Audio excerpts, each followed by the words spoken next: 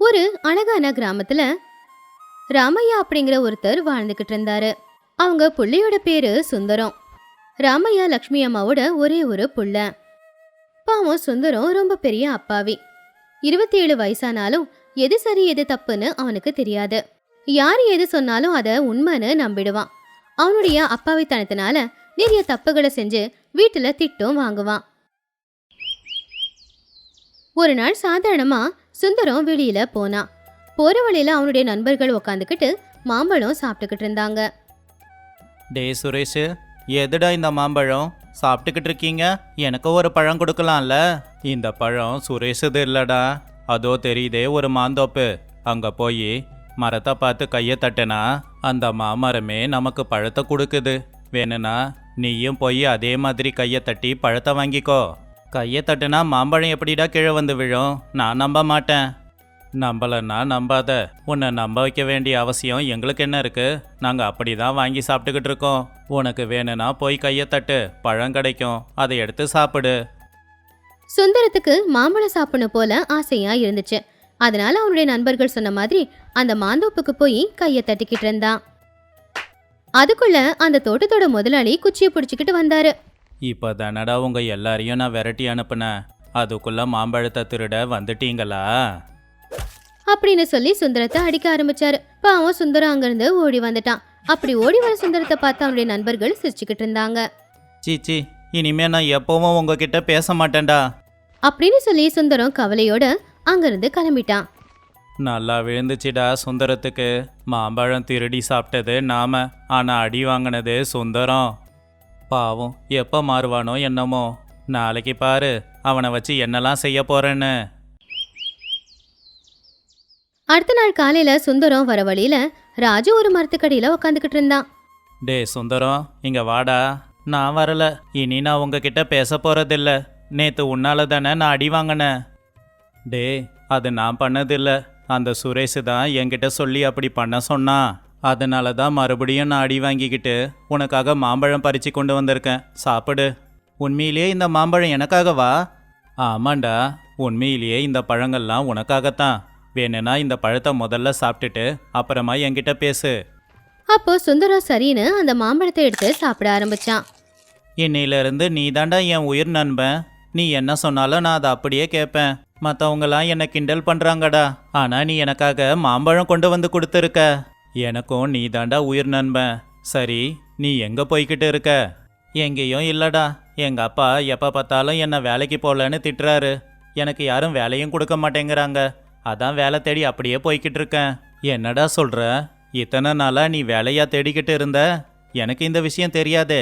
என்கிட்ட சொல்லியிருந்தா ஒரு நொடியிலேயே முடிஞ்சிருக்குமே. அப்படியா? உண்மையிலே வேலை இருக்கா? என்ன வேலைடா? ஒன்றும் இல்லைடா, சில நெல் மூட்டைகளை வண்டியில் ஏற்றணும், அவ்வளவுதான். அட, அவ்வளவுதானா? அந்த வேலையை நான் சுலபமாக செஞ்சிடுவனே. அவ்வளவுதான். அந்த வேலை முடிஞ்சதும் கொஞ்சம் புல்லை பறித்து எடுத்துக்கிட்டு வரணும். மூட்டையே சம்மந்தவனுக்கு புல்லை இருக்கிறதெல்லாம் ஒரு வேலையாடா, அதையும் செய்வேன். அப்படின்னா சரி வாடா, உனக்கு அந்த வேலையை கொடுக்குறேன். அப்படி ராஜு சுந்தரத்தை கூடவே கூட்டிக்கிட்டு போய் வயல்ல வேலை செய்யற கூலி ஆட்கள் கிட்ட இவனு இன்னையிலிருந்து மூட்டைய வண்டியில ஏத்துறதுக்கு உதவி செய்வான் அப்படின்னு சொன்னான். அதுக்கப்புறமா சுந்தரத்துக்கிட்ட ராஜு புல்ல பறிச்சு மூட்டை கட்டி கொண்டு வா அப்படின்னு சொல்லிட்டு அதுக்கப்புறமா அவன் அங்கிருந்து அவனுடைய நண்பர்கள் கூட போயிட்டான். டே ராஜு, எதுக்குடா அந்த சுந்தரத்துக்கு உன்னோட வயலில் வேலை போட்டு கொடுத்துருக்க? ஒன்றும் இல்லைடா, எங்கள் அப்பா வயலில் போய் வேலையை பாருன்னு சொன்னார். வயலில் வேலை செய்கிற கூலிங்களுக்கு சம்பளம் கொடுக்குற பொறுப்பும் என்கிட்ட தான் இருக்குது. ஆனால் நானும் கஷ்டப்பட்டு வயலில் வேலை செய்யணும்ல, அதான் நான் செய்ய வேண்டிய வேலையை அவன் தலையில் கட்டிட்டேன். வீட்டுக்கு போனதும் எல்லா வேலையும் நான் தான் செஞ்சேன்னு எங்கள் அப்பா கிட்ட போய் சொல்லிடுவேன். பாவண்டா அவன். சரிடா, அவன் பாவந்தான். அப்போ நீ போய் வயலில் வேலை பார்க்குறியா? என்னால் முடியாதுப்பா, அதனால தான் நான் அவனை அனுப்புனேன். சுந்தரம் ராஜுவோட வயல்ல அந்த மூட்டை எல்லாத்தையுமே வண்டியில ஏத்தினான். அதுக்கப்புறம் ராஜு சொன்ன மாதிரியே புல்ல அறுத்து கட்டி எடுத்துக்கிட்டு வந்து ராஜுவோட வீட்டு வாசல்ல கொண்டு வந்து போட்டுட்டான். டே ராஜு, நீ சொன்ன வேலை எல்லாத்தையுமே நான் செஞ்சு முடிச்சிட்டேன்டா.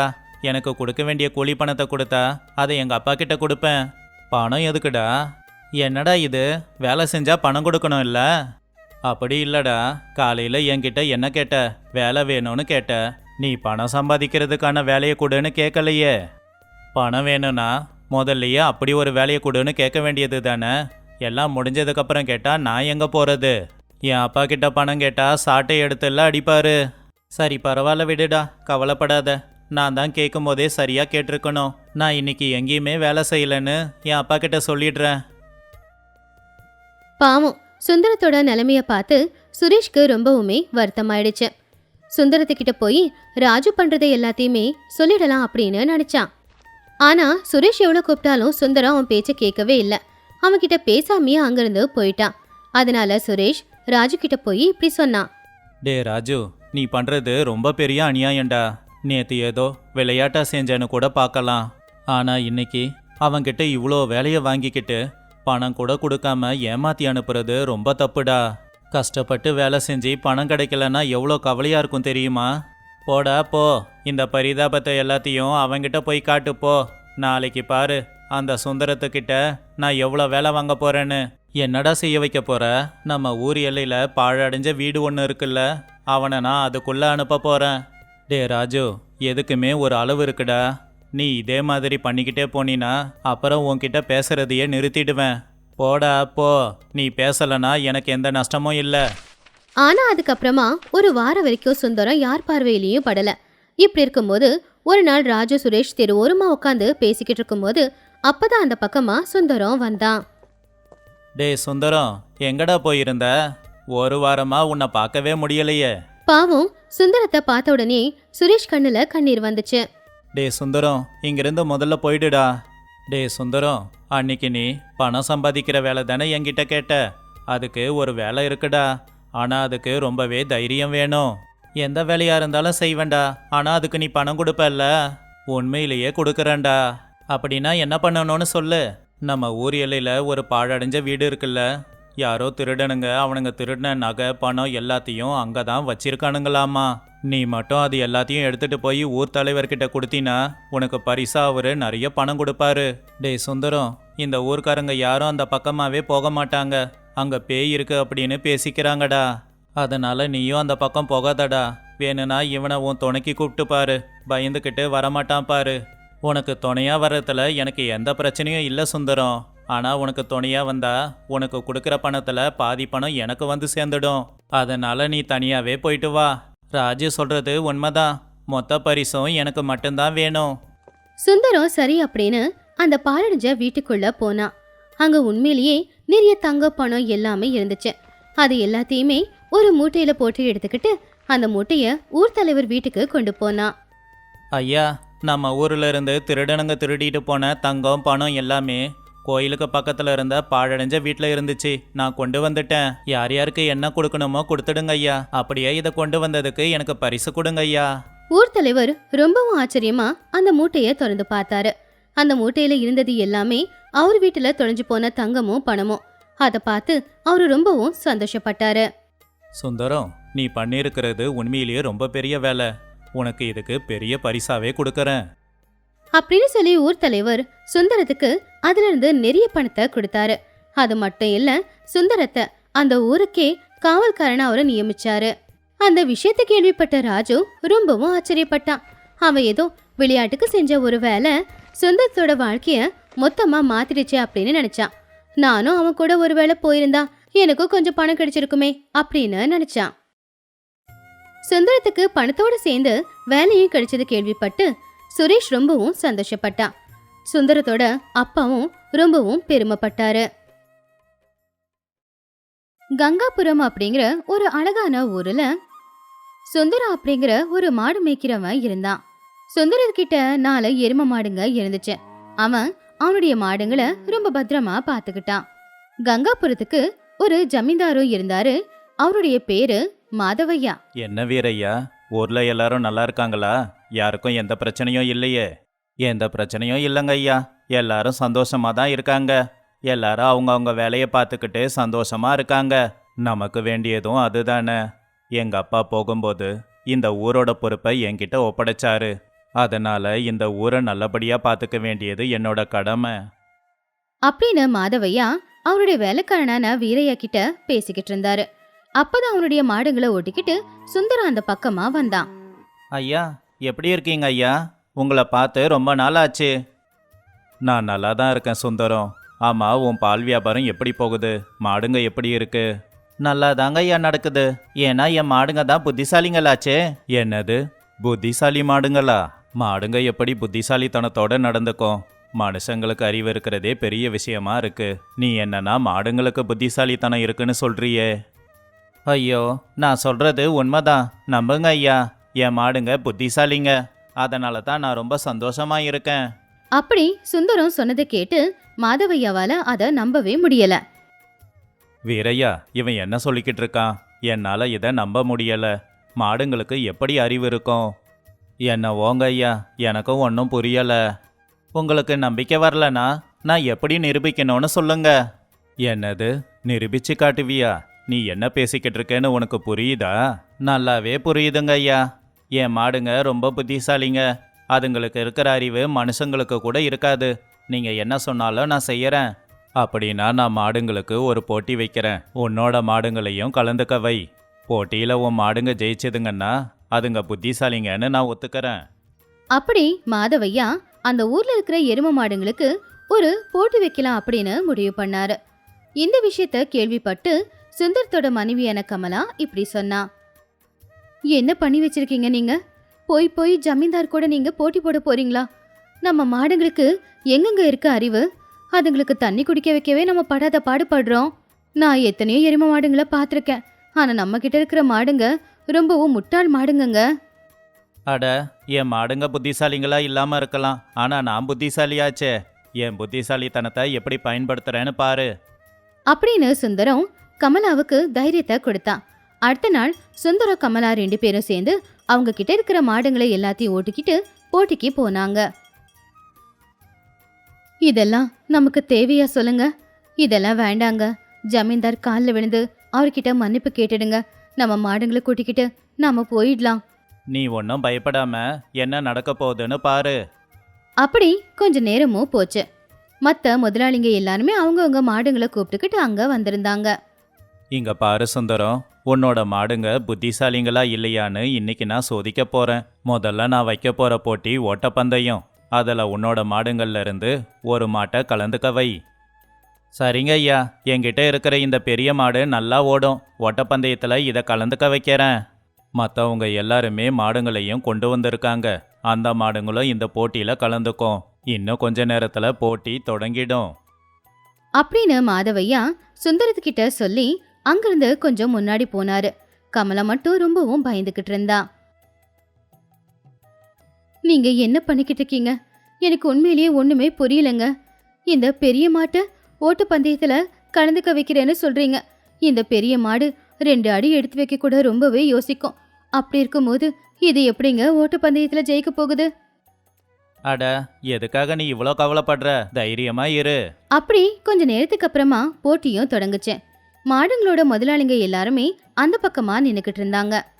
ஓட்டு பந்தயமும் தொடங்குச்சு. அப்போ சுந்தரத்தோட அந்த எரும மாடு ரொம்ப வேகமா ஓடி அந்த பக்கத்துக்கு வந்துருச்சு. அப்படி அந்த ஓட்டு பந்தயத்துல சுந்தரத்தோட மாடு ஜெயிச்சுது. என்னால இத நம்பவே முடியலங்க. இந்த மாடு எப்பவுமே ஒரு அடி எடுத்து நடக்கவே நடக்காது. உக்காந்துருக்கிற இடத்துல உக்காந்துக்கிட்டு இருக்கோம். எப்ப பார்த்தாலும் தூங்கிக்கிட்டே இருக்கோம். இல்ல எப்ப பார்த்தாலும் ஏதாவது ஒண்ணு சாப்பிட்டுக்கிட்டே இருக்கோம். அப்படி இருக்கும்போது இந்த மாடு எப்படி இவ்வளவு வேகமா ஓடிச்சு? நேற்று காலையில இருந்து இப்போ வரைக்கும் நான் இந்த மாட்டுக்கு சாப்பாடு எதுவும் கொடுக்கல. உனக்கு தெரியும்ல மாட்டுக்கு எப்படி பசி எடுக்கும்னு. நான் எல்லா மாட்டோட முதலாளிங்க மாதிரியே அந்த பக்கம் கையில் புல்லுக்கட்டோட நின்றுக்கிட்டு இருப்பேன். என் கையில் இருக்கிற புல்லை பார்க்குற இந்த மாடு முதலாளி நமக்கு சாப்பாடு தான் கொடுக்க போறாருன்னு நினச்சி வேகமாக ஓடி வந்து ஜெயிச்சிடும். இதை என்னால நம்பவே முடியலங்க. இவ்வளவு புத்திசாலித்தனமா நீங்க இந்த மாடை வச்சு ஜெயிச்சிருக்கீங்க. எனக்கு உண்மையிலே ரொம்ப சந்தோஷமா இருக்குங்க. அப்படின்னு சொல்லி கமலா ரொம்பவும் சந்தோஷப்பட்டுக்கிட்டு இருந்தா. அப்போ அங்க வந்த மாதவையா இப்படி சொன்னாரு. ரொம்ப ஆச்சரியமா இருக்கு சுந்தரம். போட்டியில உன்னோட மாடு ஜெயிச்சிடுச்சு. குதிரை மாதிரி ரொம்ப வேகமா ஓடி வந்துச்சு. அது பார்க்க ஆச்சரியமா தான் இருந்தது. இன்னொரு போட்டி கூட இருக்கு. அது என்ன போட்டிங்க ஐயா? நிறைய மரங்களும் நிறைய காய்களும் இருக்கிற வயல்ல உன் மாட்டை விடுவேன். உன் மாட்டை மட்டும் இல்லை, மற்ற மாடுங்களையும் அதோட சேர்த்து விட்டுடுவேன். உன் மாடு எந்த இலையும் சாப்பிடாம அமைதியா இருக்க வேண்டியது இருக்கும். ஓ அப்படியா? அப்ப போட்டிக்கு இந்த சின்ன மாட்டை நான் அனுப்பி வைக்கிறேங்க ஐயா. சுந்தரம், சின்ன மாட்டுக்கு பசி அதிகமா இருக்கும். போட்டிக்கு சின்ன மாட்டை தான் அனுப்பி வைக்க போறியா? எனக்கு நம்பிக்கை இருக்குங்க ஐயா. என்னோட மாடு நிச்சயம் ஜெயிக்க போகுது. எல்லாரும் மாடுகளை வயலுக்குள்ள அனுப்புங்க. அப்புறம் முதலாளிங்க எல்லாரும் வயலை விட்டு தள்ளி தான் நிக்கணும். எந்த ஒரு செய்கையும் காட்டக்கூடாது. உங்க மாடுங்களை நீங்க பார்க்கவே கூடாது. அப்படி சுந்தரம் அவன்கிட்ட இருக்கிற சின்ன எரும மாடை நிறைய காயங்களும் நிறைய இலைகளும் இருக்கிற இடத்துல கொண்டு போய் விட்டான். மாதவையா மத்தவங்க கிட்ட சொன்ன உடனேயே எல்லா எரும மாடுங்களும் வயலுக்கு வந்துச்சு. முதலாளிங்க எல்லாருமே பயந்துகிட்டு தான் இருந்தாங்க. ஆனா சுந்தரம் மட்டும் எதுக்காகவும் பயப்படல. அவன் சிரிச்சுக்கிட்டு அவனுடைய மாட்டை பார்த்துக்கிட்டு இருந்தான். எதுக்கு இப்படி சிரிச்சுக்கிட்டு இருக்கீங்க? போன போட்டியில ஏதோ ஒண்ணு பண்ணி நீங்க ஜெயிச்சிட்டீங்க. ஆனா இந்த போட்டியில எப்படி ஜெயிப்பீங்கன்னு எனக்கு ஒன்னும் புரியலங்க. போக போக எல்லாம் உனக்கு தானா புரியும். இந்த போட்டியில அந்த சின்ன மாட்டை எதுக்குங்க கலந்துக்க வச்சிங்க? உங்களுக்கு தெரியும்ல, அந்த சின்ன மாடு சாப்பாடை பார்த்தா சும்மா இருக்காது. அதோட பார்வை எப்பவுமே சாப்பாட்டு மேலதான் இருக்கும். அப்படி இருக்கும்போது கண்ணுக்கு எதிர்க்க சாப்பாடு இருந்தா எப்படி சாப்பிடாம இருக்கும் அப்படின்னு கமலா ரொம்பவும் பயந்துகிட்டு இருந்தா. இன்னொரு பக்கம் வயல்ல இருக்கிற எருமைங்க எல்லாருமே இலை புல்லு காய் எல்லாத்தையும் சாப்பிட்டுச்சு. ஆனா சுந்தரத்தோட அந்த சின்ன மாடு மட்டும் அத தொட்டு கூட பார்க்கல. அப்படி அந்த போட்டியில அந்த சின்ன மாடு ஜெயிச்சுது. ரொம்ப ஆச்சரியமா இருக்கு. என்னால இதை நம்ப முடியல. ஒரு மாடு கண்ணுக்கு முன்னாடி சாப்பாடு இருந்தோம் ஏன் சாப்பிடல? அதுவும் 1 மணி நேரம். இப்பவாவது ஒத்துக்கோங்க ஐயா, என்னோட மாடுங்க புத்திசாலிங்க தானு. என் மாடுங்க போட்டியில ஜெயிச்சதுன்னு எல்லார்கிட்டையும் சொல்லுங்க. சுந்தரத்தோட மாடுங்க தான் போட்டியில ஜெயிச்சிருக்கு. இப்படிப்பட்ட மாடுங்களை நான் பார்த்ததே கிடையாது. ஒரு மாடு என்னன்னா குதிரை மாதிரி ஓடுது. இன்னொரு மாடு வயல்லையே இறக்கி விட்டோம் 1 மணி நேரம் எதையுமே சாப்பிடல அப்படின்னு மாதவையா ஊர்க்காரங்க கிட்ட சொன்னாரு. அதுக்கப்புறமா மாதவையா சுந்தரத்துக்கு அந்த பரிசையும் கொடுத்தாரு. கூடவே கொஞ்சம் பணத்தையும் கொடுத்தாரு. கமலா சுந்தரம் 2 பேரும் அவங்க மாடுங்களை ஓட்டிக்கிட்டு வீட்டுக்கு வந்துட்டாங்க. இந்த சின்ன மாடு அவ்வளவு சாப்பாடு கண்ணெதிர்க்க இருந்தாலும் சாப்பிடாம இருந்தது எனக்கு ரொம்ப ஆச்சரியமா இருக்குங்க. நீ தானே சொன்ன சின்ன மாட்டுக்கு பசி ரொம்ப அதிகம்னு. அதனால அதோட பசி தீர நான் சாப்பாடு கொடுத்துட்டேன். வயிறு நிறைஞ்சிருந்ததால கண்ணுக்கு முன்னாடி சாப்பாடு இருந்தோம் அது சாப்பிடவே இல்லை. அதுக்கு முன்னாடி காய் புல்லுன்னு எது இருந்தாலும் வயிறு நிறைஞ்சதுக்கு அப்புறம் எதுக்கு சாப்பிட போகுது? அதனால தான் சின்ன மாடு போட்டியில ஜெயிச்சுது. நமக்கு பணமும் கிடைச்சிருக்கு. புத்திசாலிங்க மாடுங்க இல்ல, புத்திசாலி நீங்க தான். உங்க புத்திசாலித்தனத்தினால இந்த போட்டியை உருவாக்கி பணத்தையும் சம்பாதிச்சிருக்கீங்க. எனக்கு ரொம்ப சந்தோஷமா இருக்குங்க.